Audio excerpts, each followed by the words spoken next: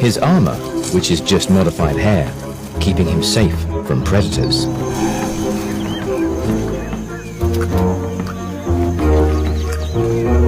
But though it lives like an anteater, and with its scaly body looks a bit like an armadillo, it's not related to either. In its own unique family, this Cape pangolin is one of 8 species found across Africa and Asia. Though he might look a bit dinosaur, he harmlessly plods between termite mounds or ant nests to feed.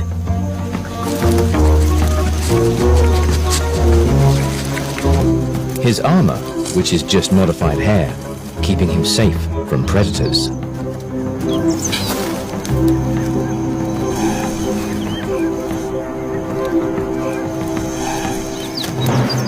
As sweet and innocent as pangolins are, these bizarre animals are hunted for meat and medicine, and are threatened